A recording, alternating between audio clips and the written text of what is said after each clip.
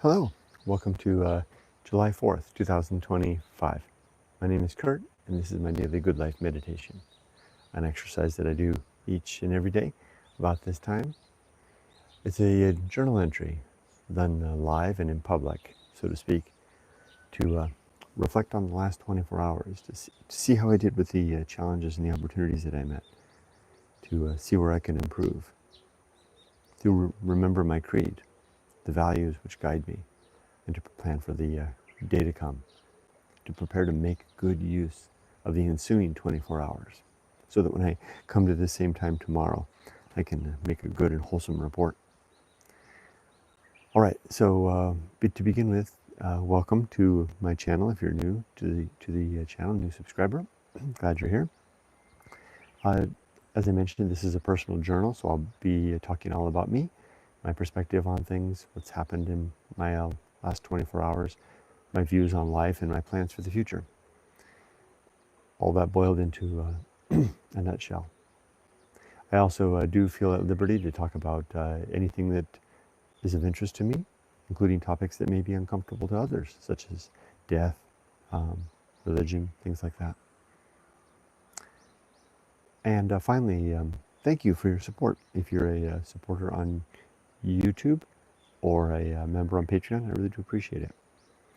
Let's get into it. So I'm going to go over the last 24 hours now, recite the objectives from my book, Going Alone, which is basically my life's work besides the raising of my daughter, and it contains the creed that I use to live my life. And then I'll plan for the day. So as for yesterday, I have a single note here. I take notes every day about what's happened and what I plan to happen, how things went. And the note says that tending to decided responsibility. So, preamble to this, one of the things that both Yumiko and I have found, and this isn't necessarily due to retired, although it's been, I think the word exacerbated by retirement seemingly, is that we found that as we're getting older, as we crossed into the decade of the 60s, our bodies no longer have the capability that they once had, nor do we have the ability to recover well once we're been knocked off our feet.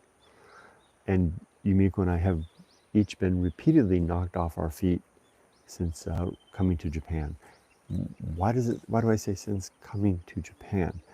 I think it's because before we came to Japan, during our career years and our child raising years, our lives were too hemmed in and enforced by routine to have many opportunities to be knocked off our feet.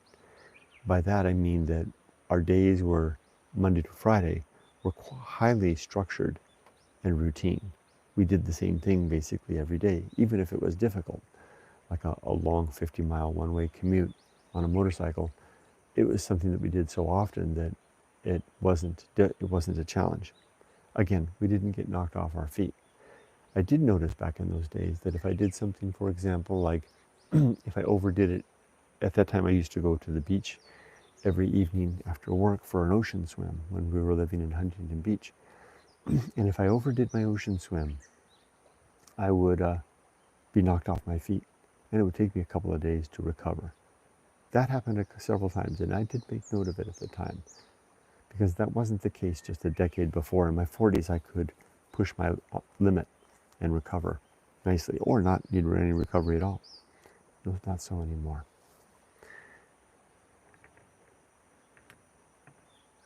Things have changed since coming to Japan. We, both Yumiko and I, easily get knocked off our feet if we push past our routine, our established routine, even in a small way. This happened 2 days ago for Yumiko when she decided to spend a good part of a day tackling our guest room, the room downstairs that we alternately call our daughter's room and our guest room. Emily will be coming to visit in August, and we wanted to get the room ready for her arrival. Yumiko spent a good deal of the day working in that room, moving things around, organizing things, and as a result, it knocked her off her feet pretty heavily.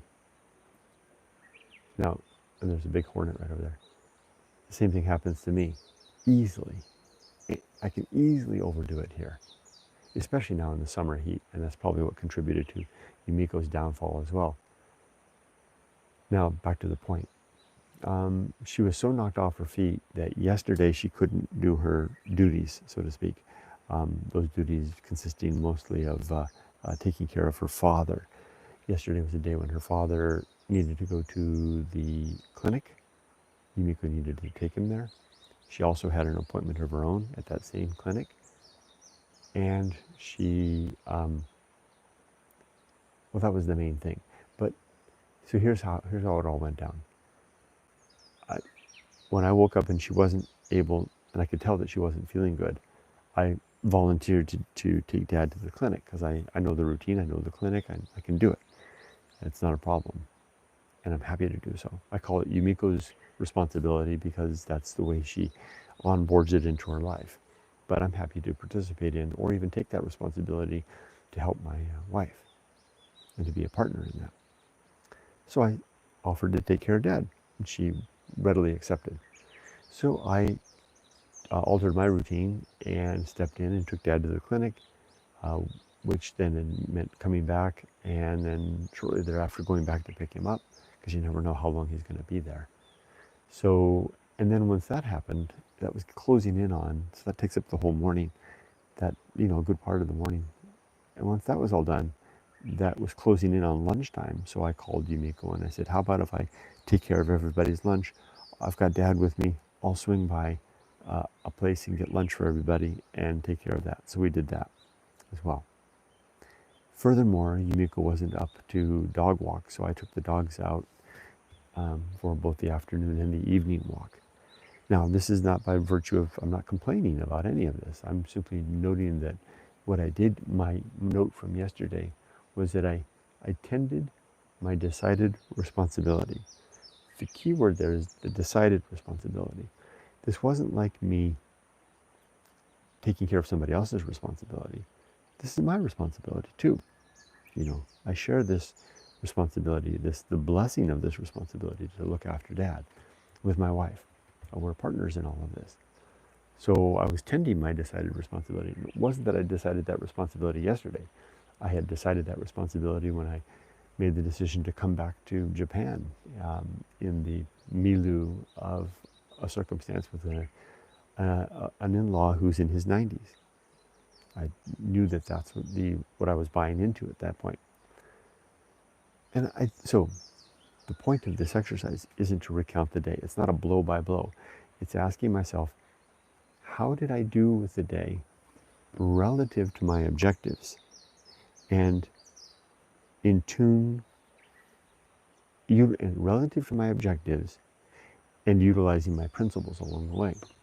So let's review this one note that I have. Well, taking care of my father-in-law and help stepping in where my wife needs help certainly is a good, very good use of time.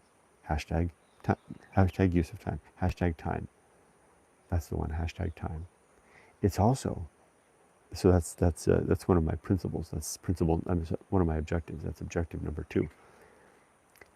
Stepping in and taking care of my father-in-law is also a good action in alignment with my definition of virtue. So that's objective number 5. So good. So that's good actions. Hashtag actions. So hashtag time. Hashtag actions. Now, I also utilized hashtag reason long ago to prepare my mind for this situation, knowing that coming back to Japan means onboarding that responsibility, and also knowing that my wife would take the greater share of that burden, given that it's her father and her circumstance here. I was prepared for the need to step in, and I did without a moment's notice.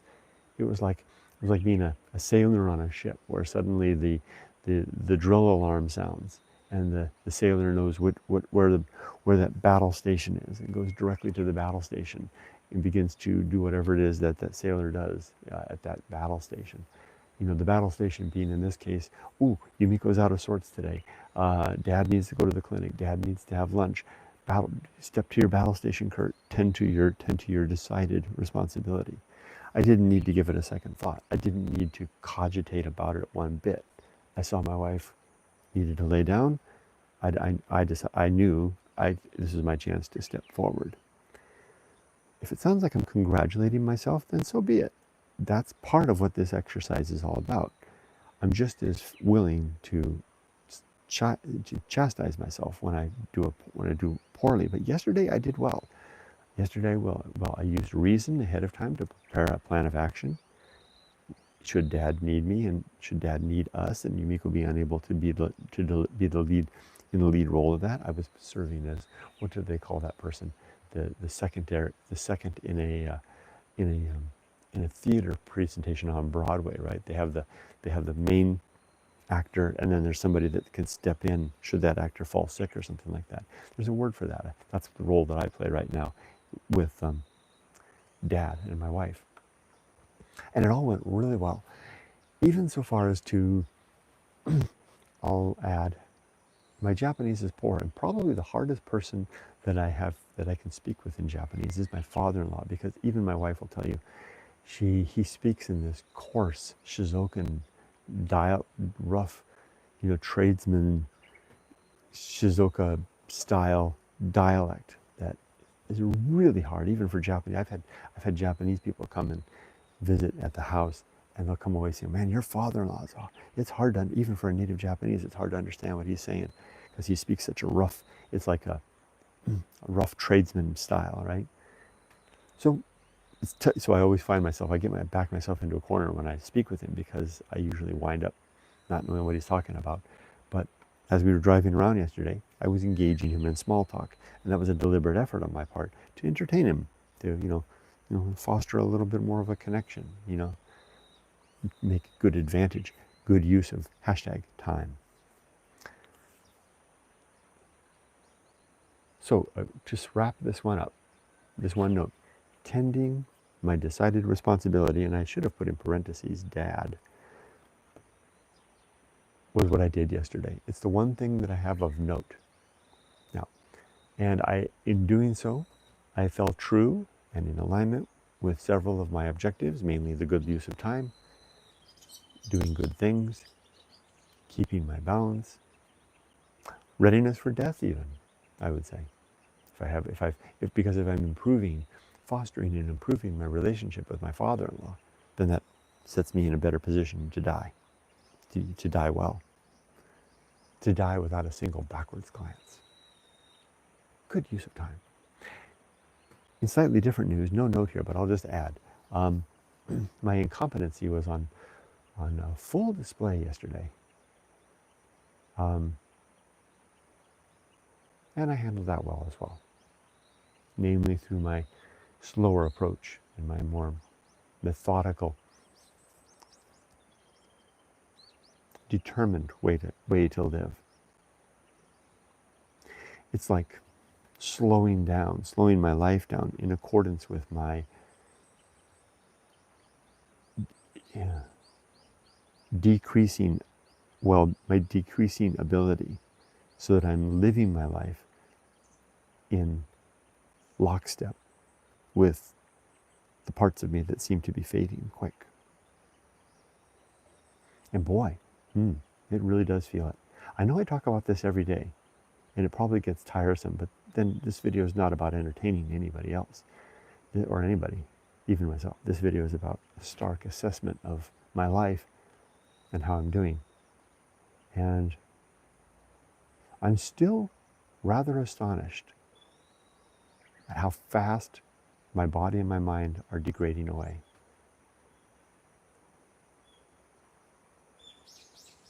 Also, I had a lot of thoughts yesterday about the limited scope of what I'm able to do anymore.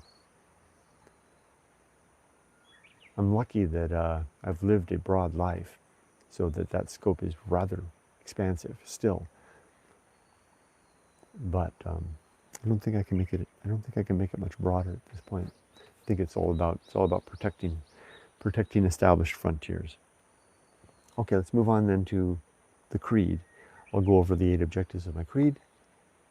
It's up to me to decide how deep or how shallow I want to go with this. At the very minimum, I just have to name the 8 objectives. If I want to, I can talk about it in more detail. Let's begin by naming. My first objective is to be always ready to die, to have my affairs in order, my relationships in good shape, and my life's work complete. And they are. Number 2, second objective, is to make good and effective use of my time so that I'm not wasting my days. I'm struggling a little bit with that one. You know what it is?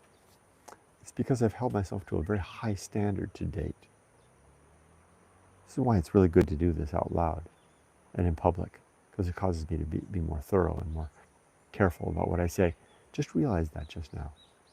I hold myself, I've lived a very, very productive life. I don't need to enumerate the things I've done. I've had a very successful life as well.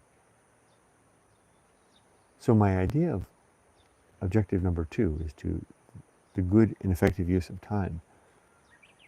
To date, rests on that measure of success, energy, engagement, and utility. No wonder I'm feeling a little bit like I'm making less good use of time, because I've stepped away from the fray, right? Like if I was a blacksmith forging horseshoes at the forge all day, my good use of time would be a long, hard day forging out horseshoes, hammering at them with big, strong muscles and the iron tins and the heat and glow. But what I mean by the big, strong muscles is maintaining a good, sound body by the hard work all day at the forge. Bam, hitting the thing, bam, bam. Now I've stepped away from that. That was my career. That was my life. That was my fatherhood years. I've stepped away from that now. And sometimes I feel like I'm not making as good a use of time. Well, of course that's the case if I'm holding myself to the standard of the blacksmith at the forge, which I previously was. It's not my standard anymore. I shouldn't hold myself to that standard anymore. The standard I should hold myself to is whatever it is at the bottom of today's list that I note as the thing that I'm going to do. Remember, I only require of myself one thing to do every day. Just one thing. That's all. The measure of a good use of time for today then should be the successful completion of the thing that I set out to do yesterday. Now, if I look back a day, I wonder what I had for yesterday's. I don't do that very often. Don't look at that. Next 24 hours.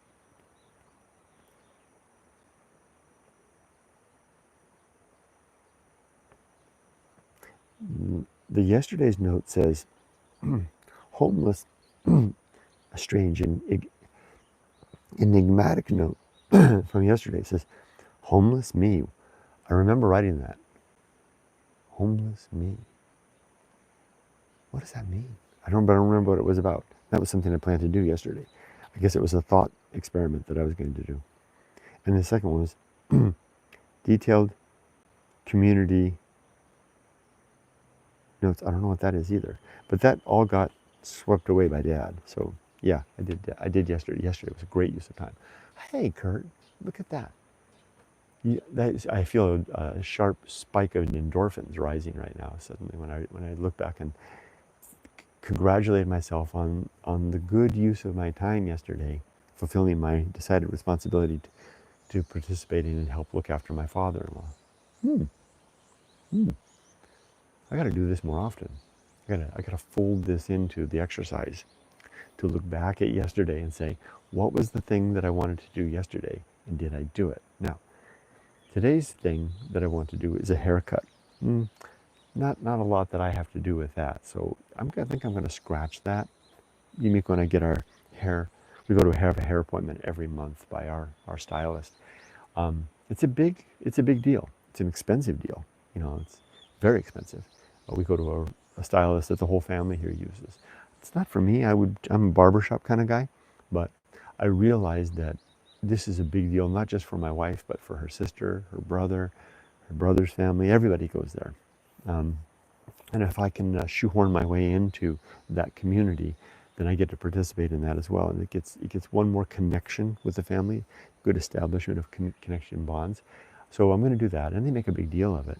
It's the whole half-day affair. You go into the stylist. They've got the stylist. They got all his little people, all the things that they do. You know, the shampoo, the massage, and it's expensive. And I mean, you get really treated well. And Yumiko, it's the kind of thing that for me, like if I go and spend a good day at Mochimune Beach, swimming in the ocean, playing with rocks, throwing stones into the sea, I come away with this effervescent feel, this the sunlight on the skin, all of that. I just come away with this great feeling. That's how my wife comes away. That's how her sister comes away. That's how her brother comes away.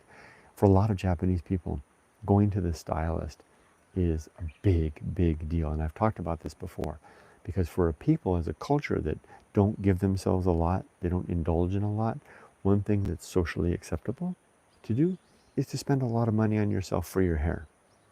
So they do. They spend a lot of money. So every month, Yumiko and I spend a lot of money for ourselves on our hair. And that's today. I'll do that. But I don't have to do anything on that. That's not something that requires anything of me. But what I do have is a sale on my store that I need to fulfill. It's Friday. The customer made 2 purchases over 2 days. And I was waiting to ship it because I wanted to see if they would make, because there was indication they might make a second purchase so I could combine the shipping.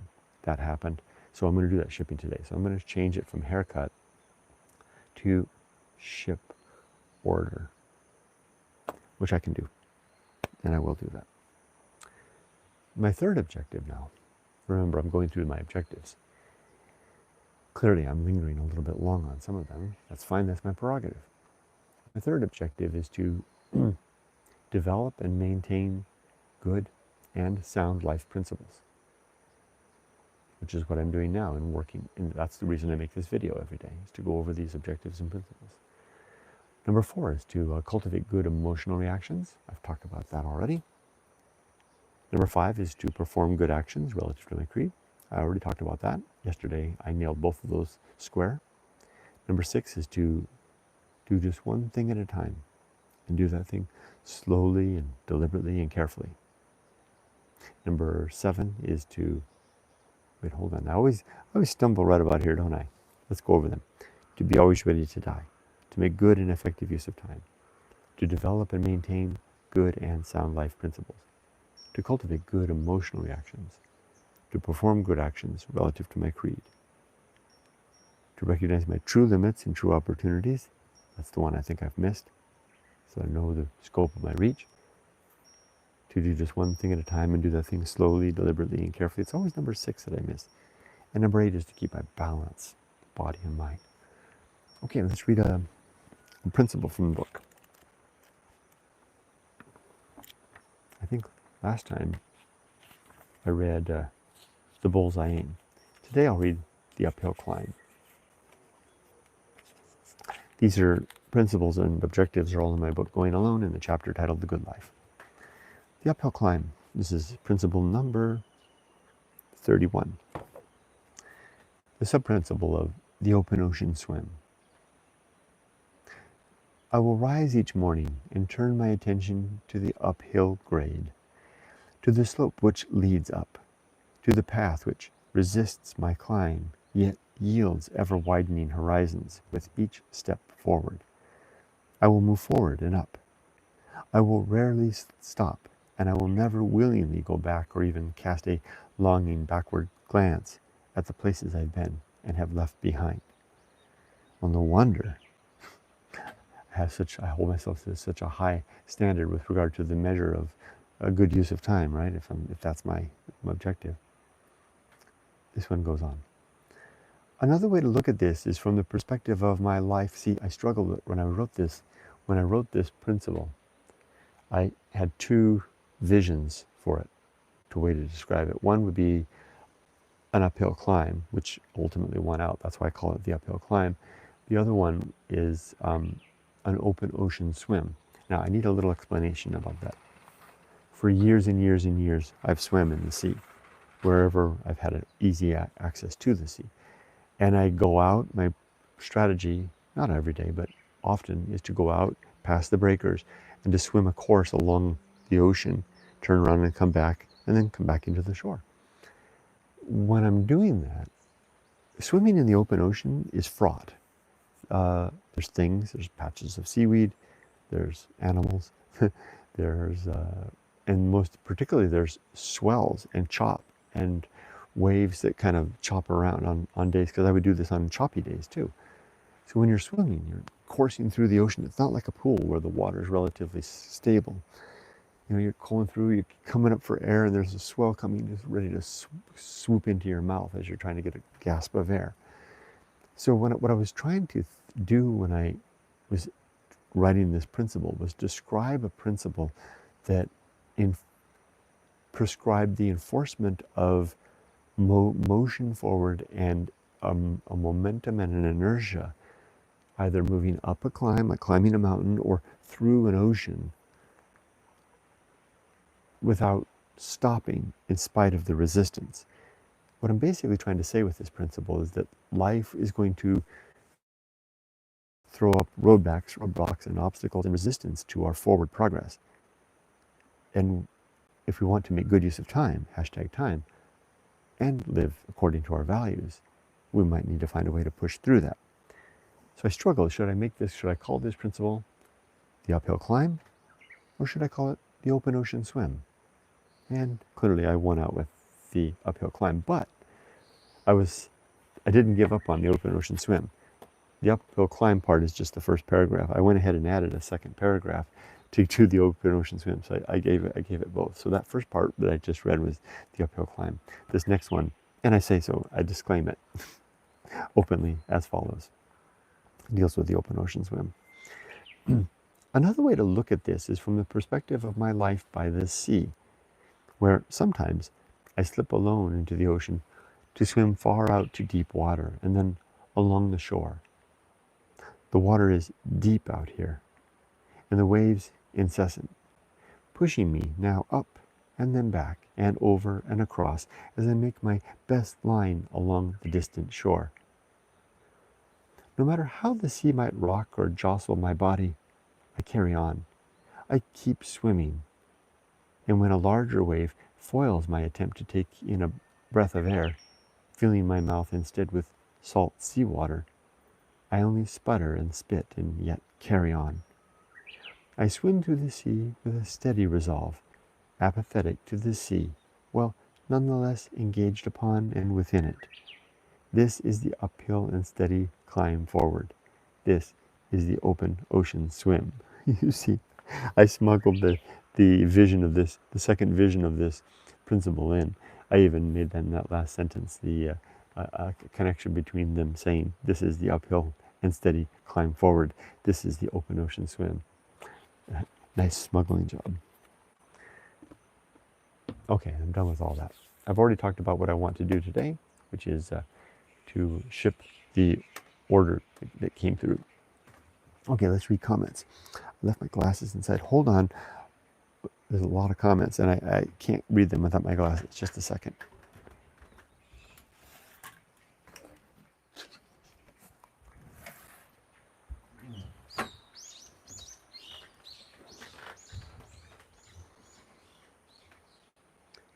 Hi, Robert. Good morning. Hi, Tim. Good morning. It's a strange one, being knocked off your feet. I found even after 6 months into retirement, I questioned even if I wanted to work again, if I had it in me. Oh, me too.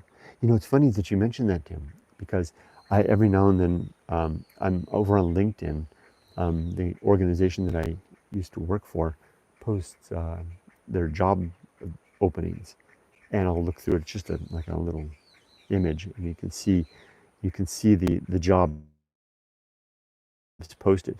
You know, the organization I worked for, it was enormous. 35,000 employees. So there's a lot of jobs opening, and I'll look through it because I'll see it on LinkedIn. I'll see it come whipping through, and I'll look through and I'll scan down, and you don't have to like do anything. It's just like an image, and they'll show like 25 or 30 jobs that just came open this week, and I'll scan down to him, and I'll see my job there because my job was a business systems analyst 3/project manager, and so it's a classification of jobs, and I'll see my job, one or two of openings of my job there, and just like you said, Tim, you question whether you could do it. And I think, and I'll see, I can tell which job it is. I can see my job. It's basically my classification. And then I can see which organization it worked for. Like I said, I worked for an enormous organization with different divisions within. And I would ask myself, could I do it? Because I left my organization with a really good reputation. I could easily have laterally moved anywhere or stayed where I was or gone up. And the thing that Tim, in adding to what you're saying, is that it's only been 6 months. My name hasn't been forgotten. My reputation is still there. I still think if I decided to go back, I could, but I don't think I could say that that would be true 6 months from now, because the falling away, Tim, you know what I liken it to? Like a boxer. You know, a boxer at their height of their training and their routine when they're doing the matches and doing their thing, they can sustain their career for pretty long, right? I mean, they can even get pretty old until they get, you know, punched up enough that they decide to get out. But once anything involves like a physical skill that needs to be maintained, or a mental skill that needs to be maintained, once we give it up, I don't think we can get it back. We lose that ability, right? So I think I could get it back now. And I'm not saying I want to, but I'm just responding to your interesting point there. I think I could do it now. I don't know that I could. I mean, the first 6 months, like if I went back and started my own job again, the first 6 months would be incredibly difficult because I don't have the stamina anymore. I think I could get it back though. Not in another 6 months. A year out, that would be it. I'd be finished. Interesting point that you said, Tim. Robert says hi to Tim. Tim goes on. In other words, physically and mentally, can't put my finger on what has changed. Kind of strange feeling, Tim. Tim, you and I, bless you, brother, because the same thing is happening to me. And I can't put my finger on it either, other than what it feels like, and this is going to sound rather vulgar to say, is that once we do that final clock out, checking on the time clock of the responsibilities of work,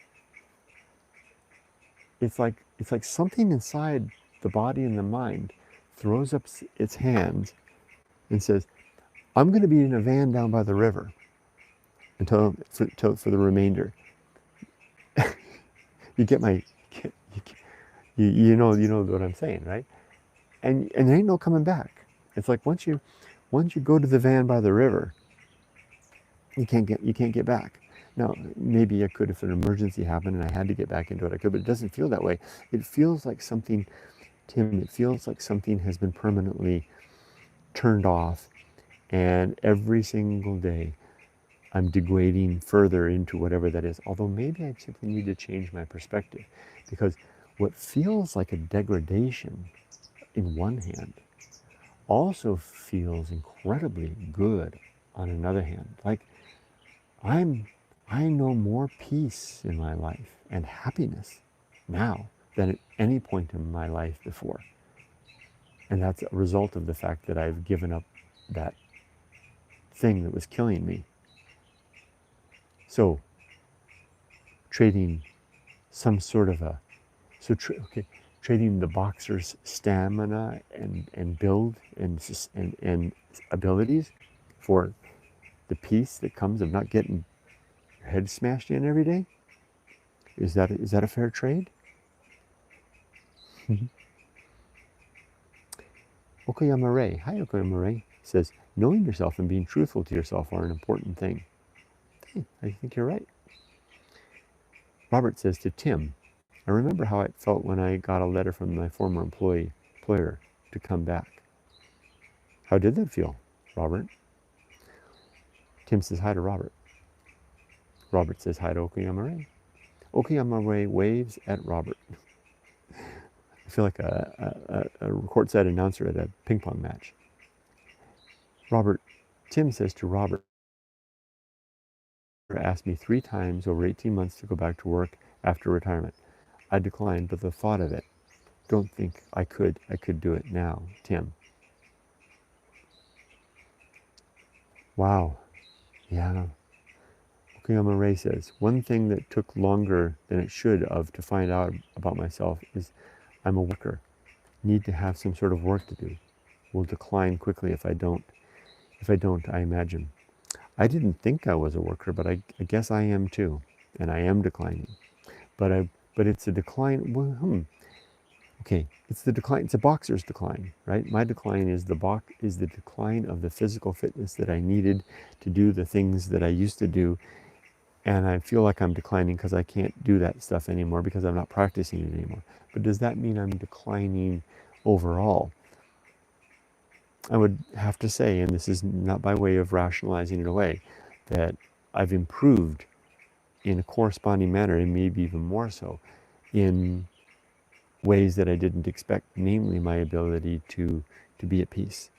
And that's a more intangible thing, and it's something that we don't throw accolades at. We throw accolades at a successful career, good income, ability to save, ability to raise a family, all that stuff. We don't throw accolades at a peaceful, easy feeling, right? If anything, sustaining the peaceful, easy feeling, a PEF as I call it, sounds like one's being a little bit lazy, perhaps. Maybe one's being self-centered, not attending to the bigger issues of life. But there's a lot to be said to gaining and sustaining a peaceful, easy feeling. and why not after 40 years of the coalface, right? Okayama Ray says, should clarify, not necessarily a real job, but work, like farming, as my retirement. Yeah, I know what you mean by that. I know what you mean. It doesn't have to be, it has to be something that feels, and I'll say it, I've said it just a moment ago, and I'll say it again, something that feels like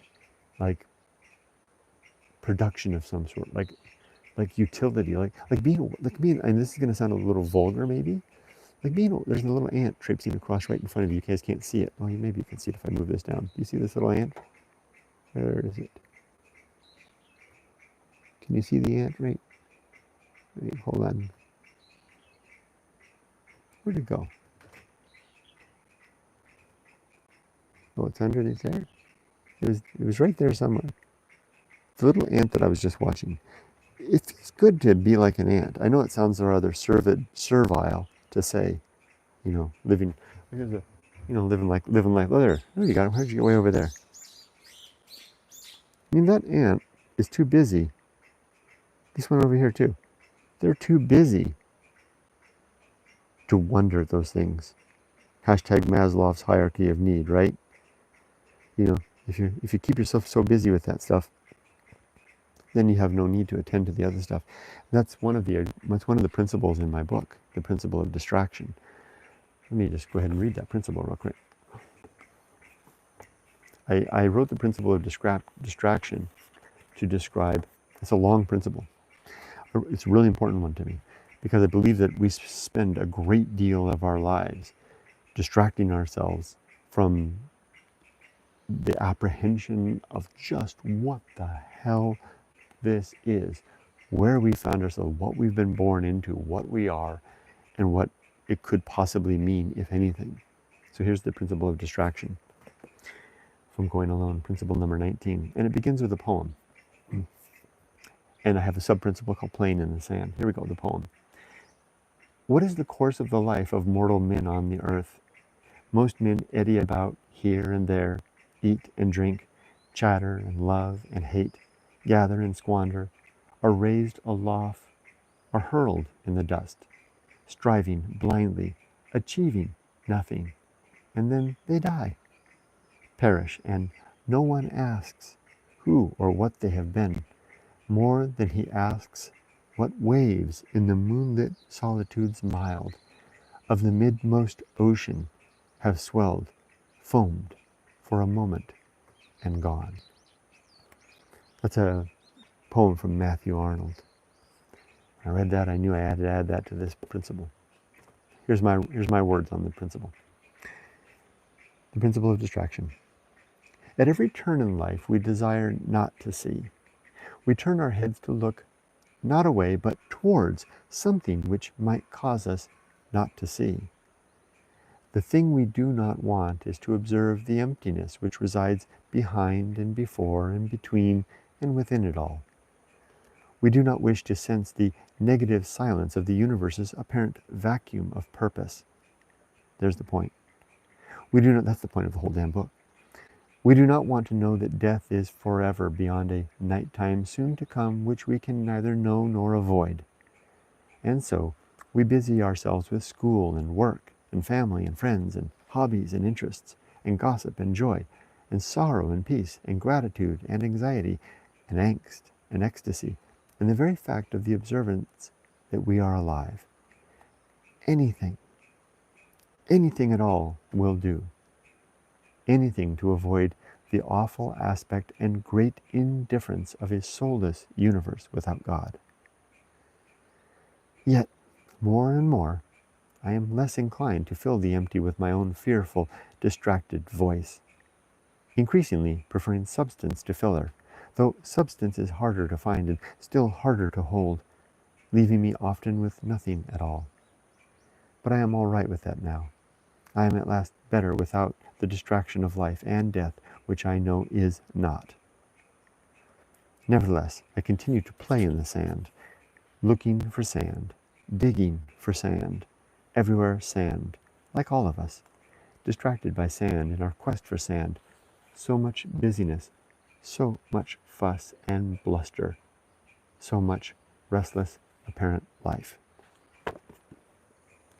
So I wrote that principle to remind myself that so much of what I've spent my life doing, work and career, work, being a father, going to school, my role in politics, my opinions on things, including religion, all of this has been largely a very useful and abiding, well, first and foremost, it's an endeavor of survival. That's what really matters. But it's also when survival is fulfilled, when I've met the quota to stay alive another day, and I have the time to then stop and look around at the vast emptiness around me, which I prefer not to do. Most of us prefer not to do. I instead distract myself with reruns on TV, a video game to play, some politics to abide and fight over, whatever it is, some sports team to gain allegiance for and maintain, a child to raise, a spouse to bind with, old people to care for, and whatever it is of any sort that keeps my mind and body focused and attentive to anything at all other than a universe without God. Because that's the thing that's the scariest of all. Because then it's in our hands. And then what?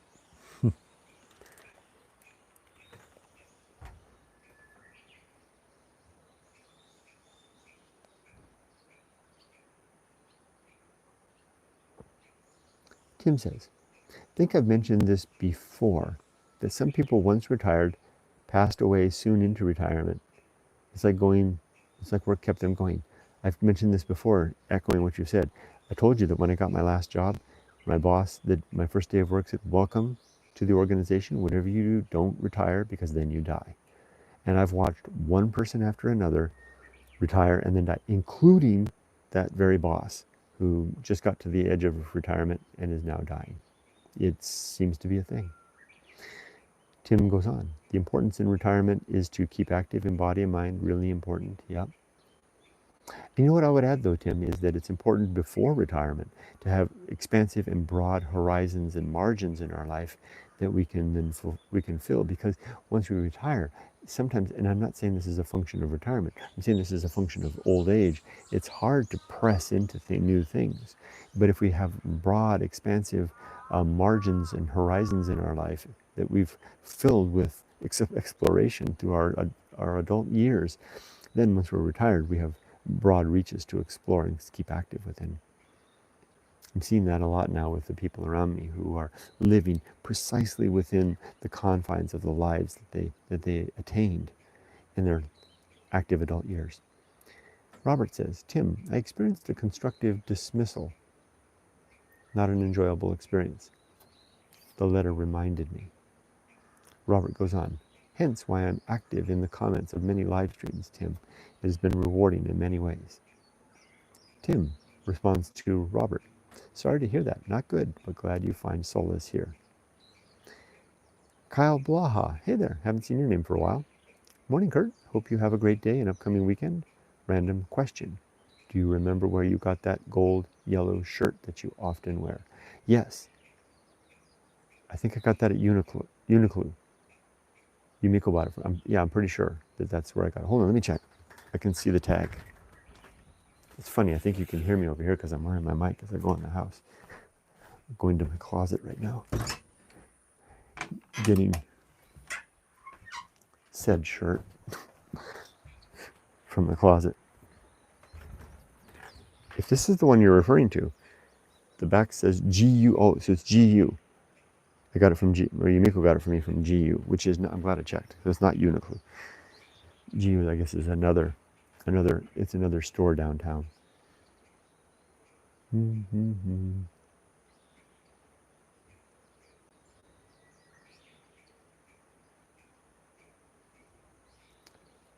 Gerald. Hi, Gerald.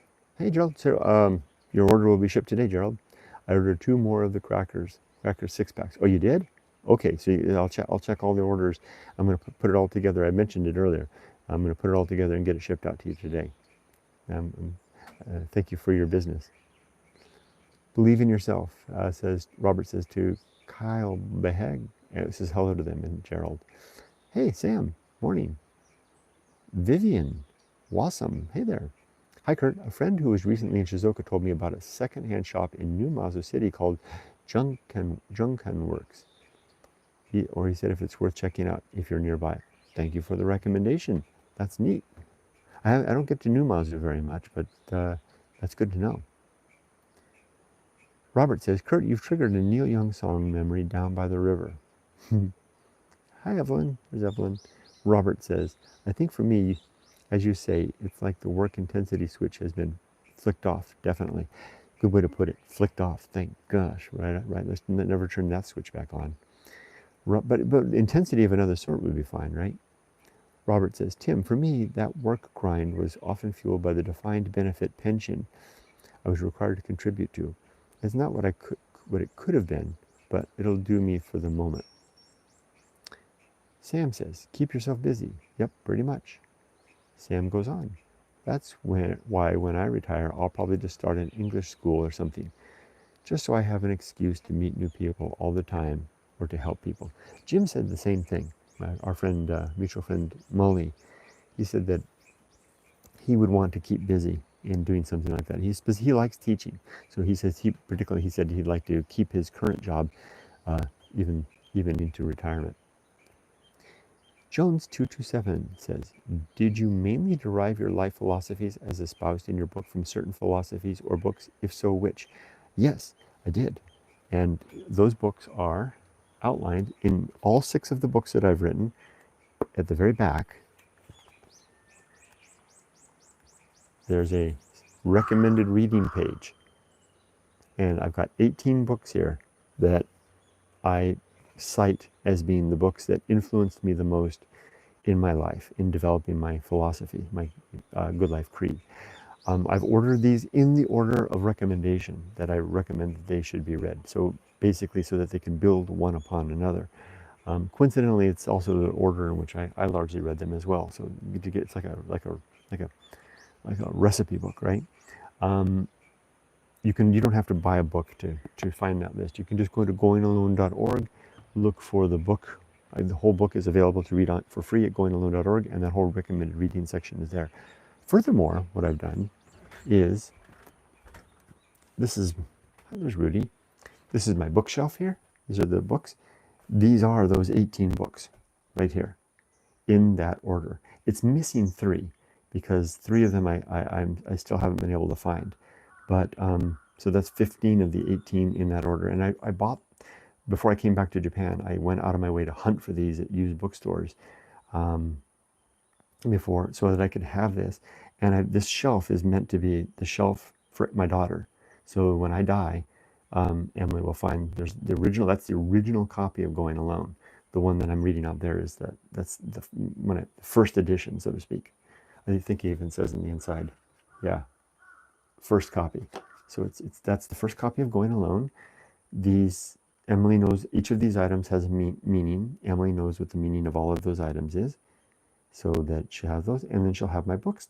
So you see, so my kid won't have to like lug around, 25 boxes of dad's stuff to have dad's legacy. All she has is a single shelf full of stuff, and she's got everything she needs to remember me by. Hope that answers the question. Yep, all the books are there. Evelyn, the struggle is real. My retirement goal is to stay interested in things and be interesting myself. Worthwhile goal. I like that. Kyle Blaha says, amazing. Thanks for checking. You're welcome. Robert says, hi, Evelyn. And says hi to Jones. And that's the end of the comments. Thanks for the reply. Oh, you're welcome. All right, everybody. Well, it's 51 minutes. Wow, just perfect timing. Now I can head over and do video exercise with the old people, which I'm enjoying a lot. It's becoming an increasingly important part of my day. Wish you all the best. Be safe, but not too safe. And have a good day. Bye-bye.